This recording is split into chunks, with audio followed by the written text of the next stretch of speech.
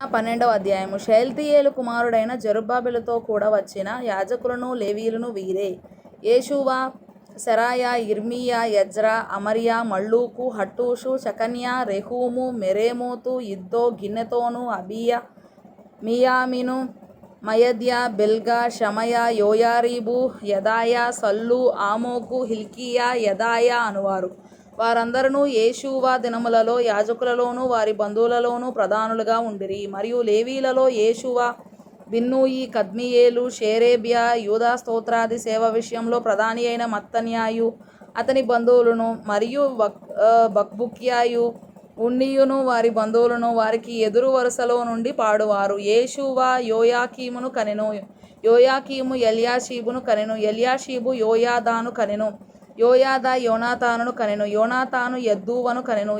యోయాకీము దినములలో పితరులలో ప్రధానులైన వారు యాజకులై ఉండిరి. వారెవరనగా శెరాయా ఇంటివారికి మెరాయా, యిర్మీయా ఇంటివారికి హనన్యా, ఎజ్రా ఇంటివారికి మెషుల్లాము, అమర్యా ఇంటివారికి యోహానాను, మెలీకు ఇంటివారికి యోనాతాను, షెబన్యా ఇంటివారికి యోసేపు, హారీము ఇంటివారికి అద్నా, మెరాయోతు ఇంటివారికి హెల్కయి, ఇద్దో ఇంటివారికి జకర్యా, గిన్నెతోను ఇంటివారికి మెషుల్లాము, అబీయా ఇంటివారికి జిక్రీ, Miniamin ఇంటివారికి మోవద్యా ఇంటివారికి పిల్టయి, మోవద్యా ఇంటివారికి పిల్టయి, బిల్గా ఇంటివారికి షమ్మూయా, షమయా ఇంటివారికి యెహోనాతాను, యోయారీబు ఇంటివారికి మత్తెనయి, Jedaiah ఇంటివారికి Uzzi, సల్లయి ఇంటివారికి కల్లయి, ఆమోకు ఇంటివారికి ఏబెరు, Hilkiah ఇంటివారికి హషబ్యా, Jedaiah ఇంటివారికి నెతనేలు. Eliashib దినములలో లేవీల విషయములో యోయాదా, యోహానాను, యద్దూవ కుటుంబ ప్రధానులుగా దాఖలైరి. మరియు పారసీకుడగు దర్యావేషు ఏలుబడి కాలములో వారే యాజక కుటుంబ ప్రధానులుగా దాఖలైరి. ఎల్యాషీబు కుమారుడైన యోహానాను దినముల వరకు అనుదినము జరుగు విషయముల గ్రంథమందు వారు లేవీల కుటుంబ ప్రధానులుగా దాఖలైరి. లేవీల కుటుంబ ప్రధానులైన హషబ్యాయు, షేరేబ్యాయును, కద్మీయేలు కుమారుడైన యేషూవయును వారికి ఎదురు వరుసలో పాడు తమ బంధువులతో కూడా దైవజనుడైన దావీదు యొక్క ఆజ్ఞను బట్టి స్తుతి పాటలు పాడుటకు వంతుల చొప్పున నిర్ణయింపబడిరి. మత్తన్యా, బక్బుక్యా, ఓబద్యా, మెషుల్లాము, టల్మోను, అక్కూబు అనువారు గుమ్మముల దగ్గరనున్న పదార్థపు కొట్టుల యొద్ద కాపుకాచు ద్వారపాలకులుగా ఉండిరి.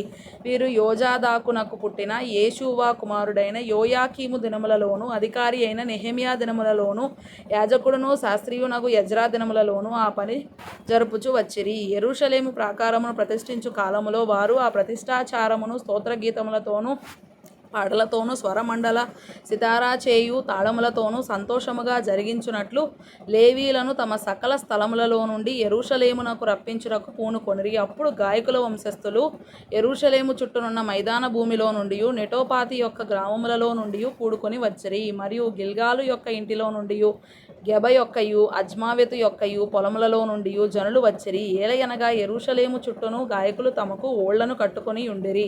యాజకులను లేవీయులను తమ్మును తాము పవిత్రపరచుకొనిన తరువాత జనులను, గుమ్మములను, ప్రాకారమును పవిత్రపరచిరి. అటు తరువాత నేను యూదుల ప్రధానులను ప్రాకారం మీదికి తోడుకొని వచ్చి స్తోత్రగీతములు పాడు వారిని 2 గొప్ప సమూహములుగా ఏర్పరచితిని. అందులో ఒక సమూహము కుడి ప్రక్కను పెంటగుమ్మం వైపున ప్రాకారం మీదను నడిచెను.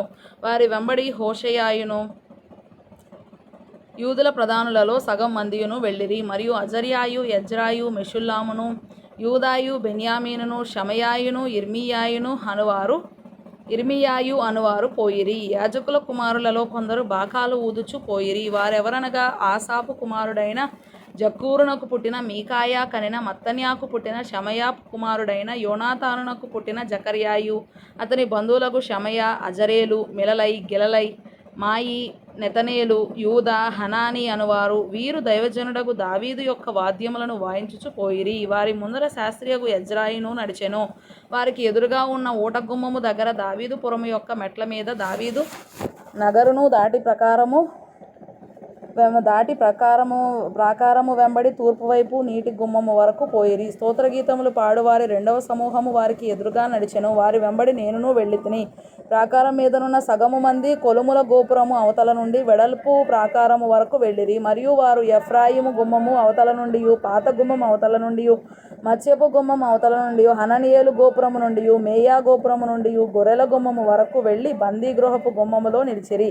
ఆ ప్రకారమే దేవుని మందిరంలో స్తోత్రగీత స్తోత్రగీతములు పాడువారి 2 సమూహములను నేనును నాతో కూడా ఉన్న అధికారులలో సగం మందియు నిలిచి ఉంటిమి. యాజకులకు ఎల్యాకీము, మయసెయ, మిన్యామీను, మీకాయ, ఎల్యోయేనై, జకరియా, హనన్య బాకాలు పట్టుకొనిరి. ఇజ్రహయ అనువాడు నడిపింపగా మయసెయ, షమయ, ఎలియాజరు, ఉజ్జి, యోహాహానాను, మల్కీయ, ఏలాము, ఏజెరులను గాయకులు బిగ్గరగా పాడిరి. మరియు దేవుడు తమకు మహానందము కలుగజేసినని ఆ దినమున వారు గొప్ప బలులను అర్పించి సంతోషించిరి. వారి భార్యలు పిల్లలు కూడా సంతోషించిరి. అందువలన యెరూషలేములో పుట్టిన ఆనందధ్వని బహు దూరమునకు వినబడెను. ఆ కాలమందు పదార్థములకును ప్రతిష్ఠార్పణలకును ప్రథమ ఫలములకును 10వ వంతుల సంబంధమైన వాటికి ఏర్పడిన గదుల మీద కొందరు నియమింపబడిరి. వారు యాజకుల కొరకును లేవీల కొరకును ధర్మశాస్త్రానుసారముగా నిర్ణయింపబడిన భాగములను పట్టణముల పొలముల నుండి సమకూర్చుటకు నియమింపబడిరి. సేవ చేయుటకు నియమింపబడిన యాజకులను బట్టియు లేవీలను బట్టియు యూదులు సంతోషించిరి.